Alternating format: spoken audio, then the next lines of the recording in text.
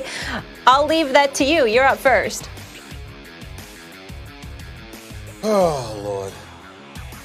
So, Max and Molly, y'all know that my brother, one of my best friends in the world, my high school buddy, y'all know my man Jeff Brown. When we're in L.A., he usually comes out there to the show. You know, y'all know Jeff.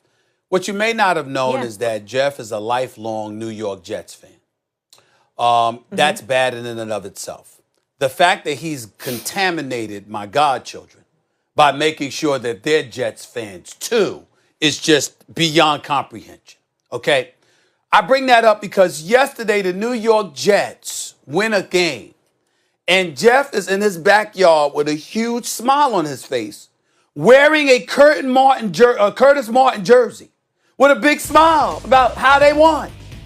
This is the idiocy that I'm talking about, and I hate to associate that word with my brother because I don't do that because he's a brilliant dude. But this makes no sense. The fact that you have Jet fans out there that are happy that you lose the number one overall pick or you lose positioning for the number one overall pick is beyond me.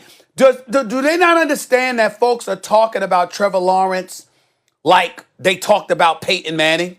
Do they understand that at 6'6", with his arm and his wheels and his intellect as a football player, how brilliant this brother's going to be? It makes no sense whatsoever. As far as I'm concerned, do everything to get the number one overall pick. So if you don't want to spend it on Trevor Lawrence, Max, you could market that and trade him for assets you wouldn't believe. But the Jets under Mr. Adam Gase came to the Jets looking high with his press conference. 8-22 as a head coach since. Definitely should get fired after the end of the season. The Jets, once again, just show how ridiculous they are. The Jets are even losers at losing. They're even losers at losing. They can't even win at losing, and they're the best at losing. Remember when we argued, what did we argue, Stephen A? What was the dumbest play of the year, right? Was it the play call? Greg compared a play call to Greg Williams play call to the brain freeze of the Falcons. What was the dumbest thing we'd seen that year? This is like, what's the dumbest thing we saw yesterday, maybe? But it's up there with you. Was it Carson Wentz saying he's not okay being a backup when he played himself into that position? He'd be a backup on all 32 teams. What is he talking about?